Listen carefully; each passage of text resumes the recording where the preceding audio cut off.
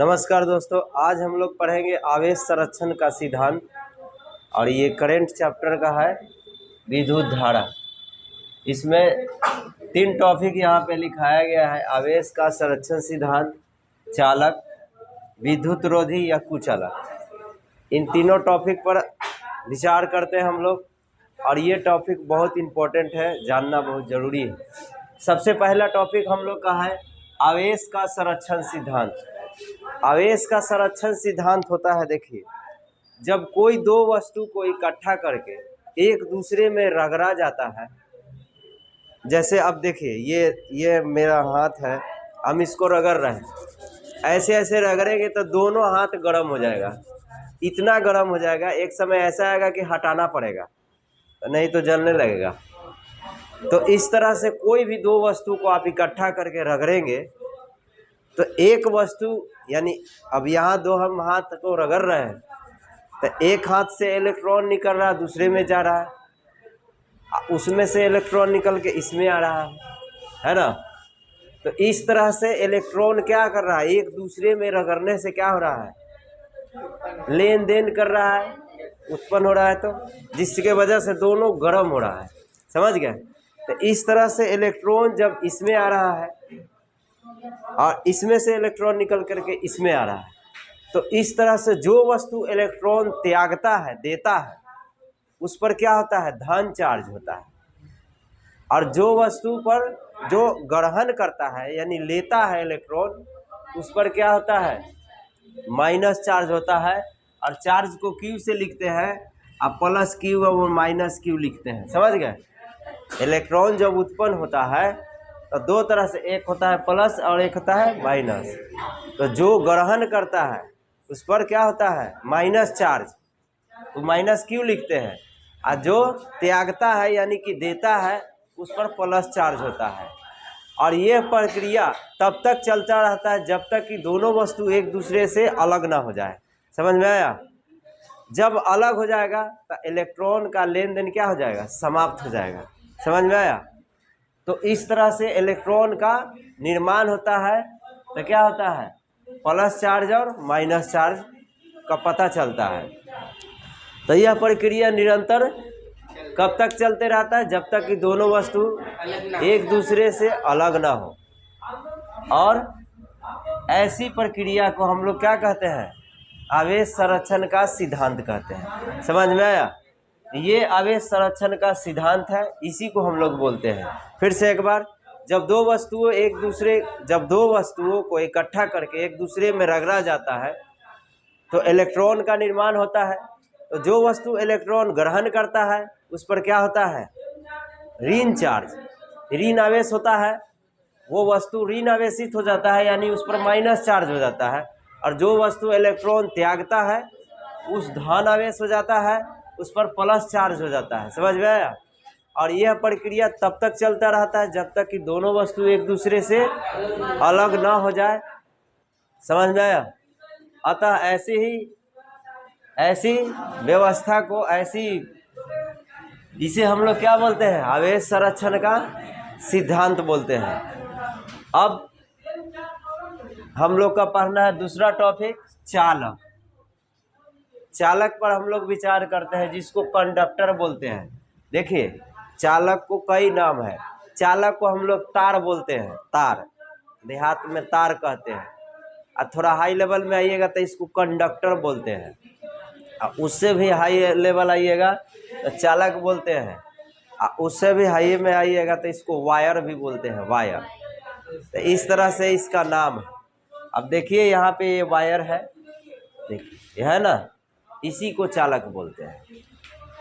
ये तार जो है ना, इसी को चालक बोलते हैं, जिसमें करंट क्या होता है, पास करता है। तो इसका हम लोग डेफिनेशन कैसे करेंगे कि जिन वस्तुओं से विद्युत धारा प्रवाहित होता है, समझ में आया, जिन वस्तु या पदार्थ से विद्युत धारा प्रवाहित होता है उसे क्या बोलते हैं, चालक कहते हैं। समझ में आया? अब जैसे देखिए, धातु, अब कोई भी धातु ले लीजिए, एल्युमिनियम ले लीजिए, तांबा ले लीजिए, है ना, सोना चांदी ले लीजिए, लोहा ले लीजिए, सब में से क्या करता है, करंट पास करता है, विद्युत धारा प्रवाहित होता है। तो उसको हम लोग क्या बोलेंगे? कंडक्टर बोलेंगे। उसके बाद क्या है? पृथ्वी, पृथ्वी से भी होता है, समझ में आया? मनुष्य का शरीर से भी करंट पास करता है, पिछले क्लास में बताए थे, तभी तो करंट मारता है, समझ में आया? तो ये हो गया आपका चालक, कंडक्टर। मतलब जिन वस्तुओं से या जिन पदार्थ से विद्युत धारा प्रवाहित होता है उसे क्या बोलेंगे? चालक बोलेंगे, कंडक्टर बोलेंगे। ठीक है। अब दूसरा है विद्युत रोधी या कुचालक, इसको इंसुलेटर बोलते हैं, अंग्रेजी में इंसुलेटर। ये ठीक इसका विपरीत है। इसका परिभाषा क्या है? जिन वस्तुओं से या जिन पदार्थों से विद्युत धारा प्रवाहित नहीं होता है उसको क्या बोलेंगे? विद्युत रोधी। विद्युत को रोकना, रोधी का मतलब विद्युत रोकना, विद्युत को रोकना, उसी को विद्युत रोधी या कुचालक बोलते हैं। अगर चालक हो जाएगा तब तो उसमें पास करबे करे, और जो कुचालक होगा उसमें पास नहीं करेगा, उसी को विद्युत रोधी कहते हैं, विद्युत को रोकने वाला। जैसे रबर, प्लास्टिक, कांच, लकड़ी, ये सब में करंट पास नहीं करता है, तभी तो कंडक्टर के ऊपर का जो हिस्सा होता है ये प्लास्टिक का है, वर नहीं तो ऐसे पकड़ते तो हम भी हिलने लगते, मेरे में भी करंट आ जाता है, समझ गए? इसीलिए इसको लगाया जाता है खतरा से बचने के लिए, समझ गए? ये 3 टॉपिक था आपको। अब हम लोग अगले टॉपिक में मिलते हैं। चलिए देखिए, ये टॉपिक है विद्युत विभव, इलेक्ट्रिक पोटेंशियल। इसको हम लोग समझते हैं। देखिए, इसका परिभाषा बहुत ही आसान है। इकाई धनावेश को अनंत से उठाकर विद्युतीय क्षेत्र के किसी बिंदु तक लाने में किए गए कार्य को क्या बोलते हैं? विद्युत विभव। देखिए, इकाई धनावेश का मतलब कि धनावेश ही रहेगा, चार्ज धनावेश रहेगा, और क्या रहेगा? एक रहेगा, और एक को लाने में जो कार्य करेगा उसको हम लोग क्या बोलते हैं? विद्युत विभव। यानी कि एक काम करेगा तो W/Q होगा। आपको मालूम है कार्य को क्या बोलते हैं? वर्क, इसीलिए W से लिखते हैं। तो वर्क बाई क्या हो जाएगा? आवेश। वर्क बाई चार्ज भी लिख सकते हैं, चार्ज को क्या बोलते हैं? Q प्लस Q होगा, है क्योंकि धन आवेश ना है। आवेश को हम लोग पिछले क्लास में बताए थे, चार्ज बोलते हैं, और चार्ज कितने होते हैं? 2, प्लस चार्ज और माइनस चार्ज।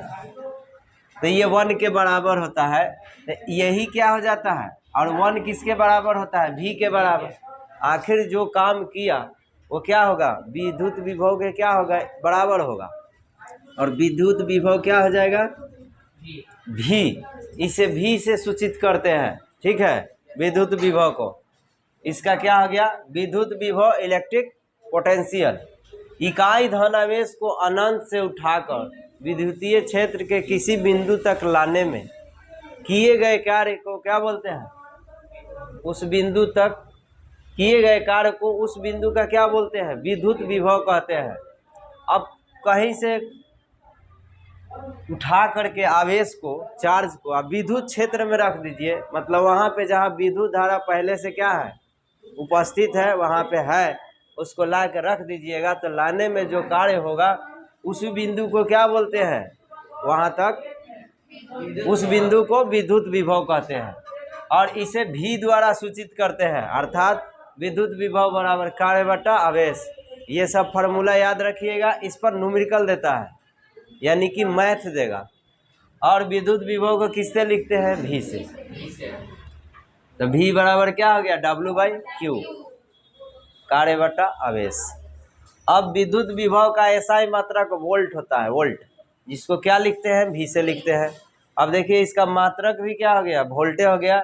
E भी V है, ये भी V है, याद रखिएगा, और नहीं तो ये दोनों में कंफ्यूज हो जाइएगा। इसको विद्युत विभव बोलते हैं, और जो यूनिट होगा, माने V का मान निकालिएगा, तो मान लेते हैं 4 रहेगा और चार्ज 2 रहेगा, तो इसको काटेंगे तो क्या आएगा? 2V, मतलब 2 वोल्ट। समझ गए?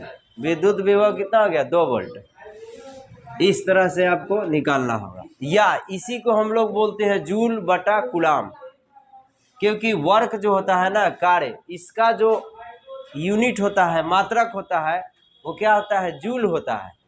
और आवेश का एसआई मात्रक कूलम होता है, पिछले क्लास में लिखाए थे। तो जूल पर कूलम बोलते हैं। ये दोनों में से कोई देगा तो आपको कोई एक ही को ऑप्शन में देगा, अगर दोनों देगा तो दोनों में सही मारिएगा। समझ में आया? इसी को हम लोग क्या बोलते हैं, 1 वोल्ट बराबर जूल बटा कूलम। तो ये इसका क्या हो गया, एसआई मात्रक। अब परीक्षा में यही सब पूछता है, ये ऑब्जेक्टिव में पूछेगा और मैथ बनाते समय भी इसका यूज होगा। तो इसका मात्रक भी सब याद रखना है। समझ में आया? तो ये क्या था, विद्युत विभव, इलेक्ट्रिक पोटेंशियल। अब हम लोग अगले टॉपिक की ओर चलते हैं।